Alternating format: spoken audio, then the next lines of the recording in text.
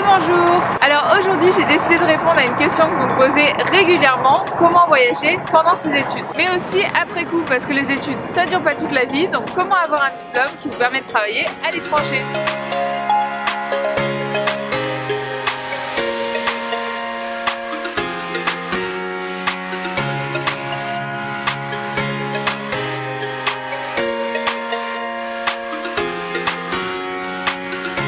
Pour répondre à cette question, je me rends à Kaliningrad, qui est une petite enclave russe située entre la Pologne et la Lituanie, pour rencontrer Abby. Elle est étudiante à l'ESTIS, qui est une école de management internationale, et donc elle est en échange académique ici pour quelques mois. Salut Abby! Salut! J'ai plein de questions pour toi. Alors, présente-toi, t'as quel âge, qu'est-ce que tu fais ici, dis-nous tout. Donc j'ai 21 ans, je suis en 4e année à Estis et je fais mon bridge programme ici. Question qu'on se pose tous, combien t'as fait de voyages depuis que t'as commencé tes études? Donc en comptant celui-ci, 4. 4, ça fait quoi exactement? Je suis partie au Togo pendant 3 mois, je suis partie à Barcelone pendant 2 mois, 6 mois en Suède et 2 mois ici. Ok, tu dois parler plein de langues toi. Oui. Tu parles combien de langues? Fais-moi rêver. Je parle 5 langues. Français, espagnol, allemand et un petit peu. Et maintenant russe, logique. Bon Abby, pourquoi t'es en Russie? Parce que franchement c'est quand même rare les étudiants français dans ce pays. Donc cette année je fais le bridge programme pour Master 1 et nous sommes une classe d'étudiants français, russes et taïwanais. Ouais. Et on fait des cours dans chaque pays, donc on part 2 mois en Russie, 2 mois à Taïwan et 2 mois en France. D'accord, donc en fait les étudiants qui sont avec toi, t'as des Russes, t'as des Taïwanais dans ta classe. Exactement. Ok, super. Bon du coup cette semaine je compte sur toi pour m'aider à m'intégrer ici. T'as reçu des cours d'interculturel d'après ce que j'ai entendu, donc je veux voir ce que ça donne. Aujourd'hui on fait quoi? Donc aujourd'hui je vais te lancer quelques petits défis pour que tu puisses visiter la ville. Ok. Défi numéro 1, tu dois aller acheter une pâtisserie russe. Bon, aller acheter des pâtisseries, franchement c'est vraiment pas compliqué pour moi.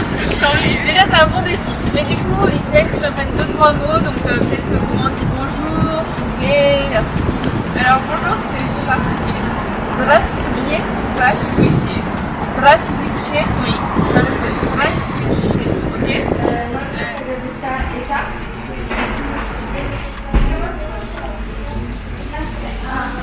Je pense qu'on peut dire que je m'en suis sortie haut la main, mais en même temps, acheter des pâtisseries, pour moi, c'était pas une grande difficulté. Donc, je vais goûter ça, je sais pas ce que c'est. Défi numéro 2, je te défie d'aller prendre en photo la maison des soviets en demandant des directions aux Russes. Bon, faire des photos, normalement, c'est pas trop compliqué pour moi. Ce qui est compliqué, du coup, c'est de trouver la maison des soviets. Je peux pas utiliser mon téléphone, donc il faut que je demande à quelqu'un. Exactement. Ok, dis-moi comment on dit où est la maison des soviets. Qui Dom Sovietov. Qui Dom Sovietov. C'est parti.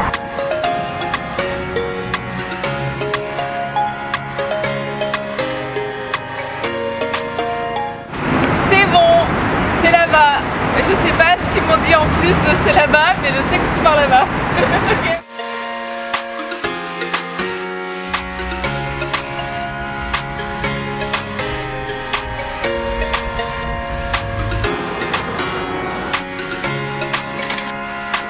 Et défi numéro 3, tu dois aller acheter un produit local.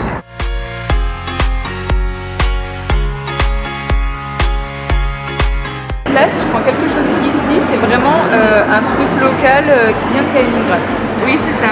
Donc ici, tu as 80 la France qu'il y a dedans, ouais, qui est faite ici.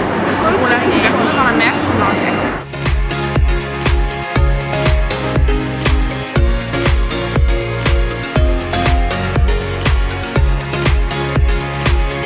Alors Aline, t'as trouvé ça comment? J'ai trouvé la ville sympa, franchement, elle est jolie. Par contre, je vais pas te mentir, j'ai trouvé les Russes plutôt froids. Ouais. Plutôt fermés. Bah, je vais t'expliquer pourquoi. En cours de Social Communication et Social Changes, à l'ESTIS, on nous apprend les différents types de culture. Ouais. T'as la culture noix de coco et la culture pêche. Et en Russie, on est la noix de coco. Ça m'étonne pas, c'est dur une noix de coco. C'est dur une noix de coco, mais dès que tu as réussi à percer la glace, à percer la coque, Ouais. et bah tu vois en fait les personnes sont très attachantes et les relations en Russie durent longtemps, durent toute une vie. Bon, et t'as réussi à casser la coque avec des Russes ou? Oui, j'ai pas mal d'amis russes ici. Ok, bon bah faut juste que je trouve des Russes avec qui casser la noix de coco là.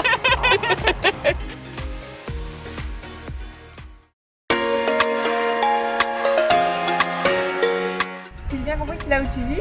Oui, c'est ça, et on va aller visiter. C'est un dortoir? C'est un dortoir. petit studio? Une coloc? En fait, on est en coloc à 3 Ouais. et dans un petit appartement. D'accord, c'est sympa ou on peut avoir peur? C'est très sympa. Donc là c'est votre chambre. Exactement. Comme tu vois, il y a 3 lits. 3 françaises. 3 françaises. Ok. Tous ici. Ils sont dans un tiroir et une petite commode à partager. D'accord, c'est quel le tien?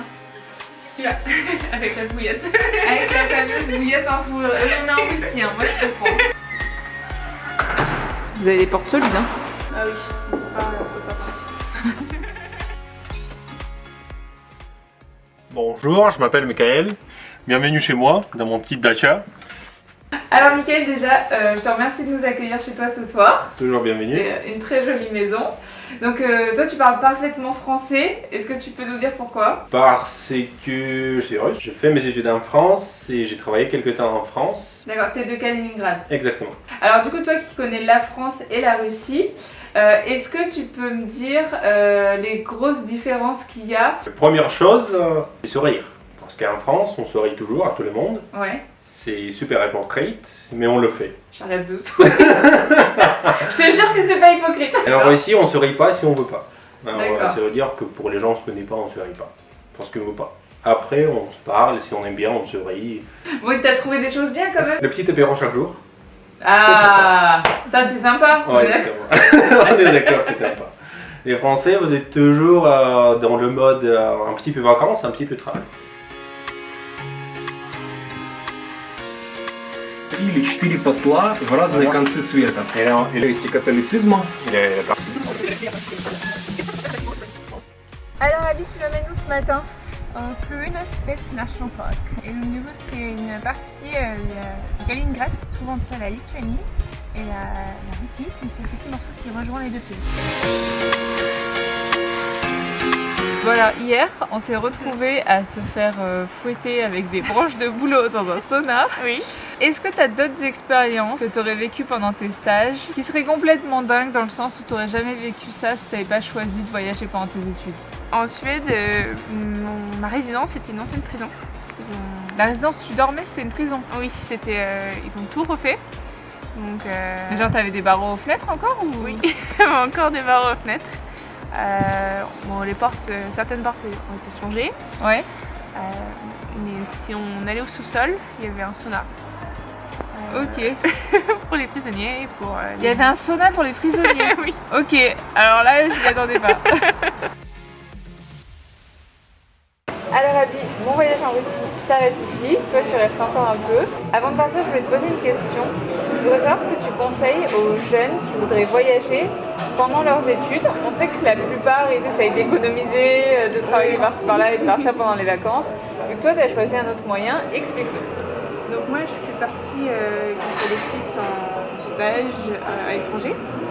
Du coup, ça me permet vraiment de pouvoir découvrir d'autres pays. Des pays où on ne vient pas forcément. Comme la Russie. Comme la Russie par exemple. Et du coup, on nous pousse vraiment à aller dans des pays où on ne connaît pas et on est accompagné dans tout ce processus par les différents cours qui sont Ouais. là-bas. On vous pousse un peu en dehors du nid, mais on vous Ouais. accompagne quand même pour Un que peu, ouais. tout se passe bien, je vois. Non, mais c'est une bonne façon de faire. Alors, est-ce que tu recommanderais ta formation à l'ESTIS à des jeunes qui veulent voyager pendant leurs études? Oui, surtout pour les étudiants qui aimeraient voyager. Ouais. Parce qu'à l'ESTIS, on nous pousse vraiment à faire des stages à l'étranger. Par exemple, en première année, on nous pousse à aller dans les pays anglophones. Ouais. Après, en deuxième année, C'est obligatoire? c'est obligatoire. Ok, donc tu es obligé de faire ton stage à l'étranger. Oui. D'accord. Obligé. En deuxième année, tu pars dans des deuxième langue, soit espagnol, soit allemand. Ok. En troisième année, tu peux partir en semestre à l'étranger, Ouais, comme t'as fait toi. comme tu fais moi, Ouais. ou tu fais un stage. Ouais. En quatrième année, tu peux faire le même master que moi, Ouais. ou stage, Ouais. soit à l'étranger, soit en France, à chaque fois. Donc c'est impossible de ne pas voyager pendant tes études. C'est impossible. D'accord. Ah ben, dans ce cas, ça se conseille. Dernière question, est-ce que tu te vois travailler en France après tes études? Personnellement, pas du tout. J'ai vraiment envie d'aller à l'étranger. Le but c'est de partir. Le but c'est de partir. Ouais. Mais je suis sûre que je garderai quelques racines quand même en France. D'accord. Ton rêve, ce serait de travailler où? Scandinavie, je pense. En Scandinavie? Ouais. Ok, Ouais, bah, c'est j'espère bon, que ça c'est se bon. réalisera. Merci beaucoup.